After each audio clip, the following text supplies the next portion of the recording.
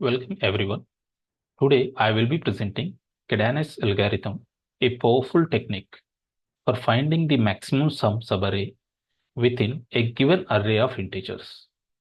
This algorithm is widely used in computer science and data analysis. So let's dive in. Let's start by understanding the problem we are trying to solve. We need to identify a contiguous subarray that has maximum possible sum. This can be a challenge, especially in large data sets. So here is a simple example to illustrate. For the input array, so the maximum subarray is 4 minus 1, 2, 1. So the maximum sum is 6. So now let's explore Kadane's algorithm. The core idea is to maintain a running sum of the current subarray while iterating through the array. If the current sum becomes negative, we reset it to 0. This allows us to efficiently track the maximum sum found during the traversal. As we go through the array, we continuously compare and update our maximum sum. This is a brief overview of the algorithm involved in it.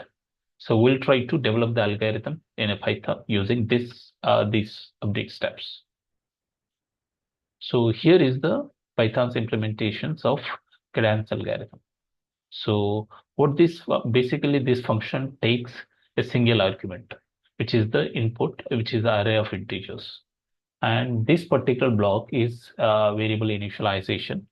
So here the maximum sum variable is initialized to minus infinity. So, so this ensures any valid sum that will be larger than the minus infinity. So it's like and crucial for arrays with a negative numbers also. And the current sum is initialized to 0. So basically this variable holds the sum of the current subarray being evaluated. And the start and end variables are initialized to 0. They track start and end indices of the maximum sum subarray found so far. And the temp start, the variable is initialized to 0. It holds the start index of the current subarray.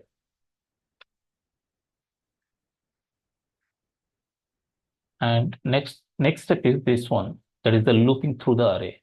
So for the loop, the for loop, right, it iterates over each index of the array. In each iteration, we add the current element to the current sum. Whereas this loop, so once we have that cumulative sum up to I, right, now we need to compare it with the max sum. So if the current sum is greater than the max sum, then the max sum is initialized with the current sum.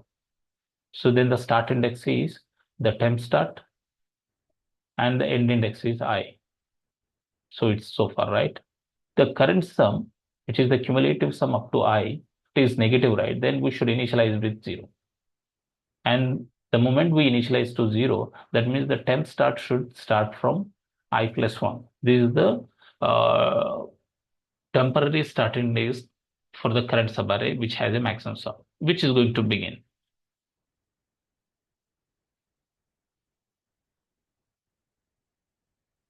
Okay, so in a way, this is resets some that was I was talking to.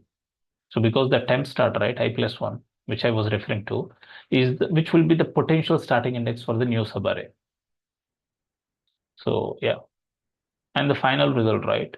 So after the loop completes, right, the function returns the maximum sum. The subarray that corresponds to this maximum sum is the starting index and the end index, because we have to include the end element as well. So we have to take n plus 1.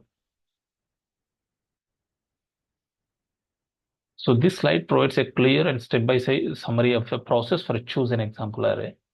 So yeah, how each of these steps are updated based on this algorithm for a while not traversing through array is provided in this slide. So just pause and wait, pause and decode, and try to understand this logic. And the time complexity and the space complexity. Time complexity is due to the single pass through the array, because one for loop is involved, and the space complexity is only variables or since only a constant amount of space is used for variables. Thank you.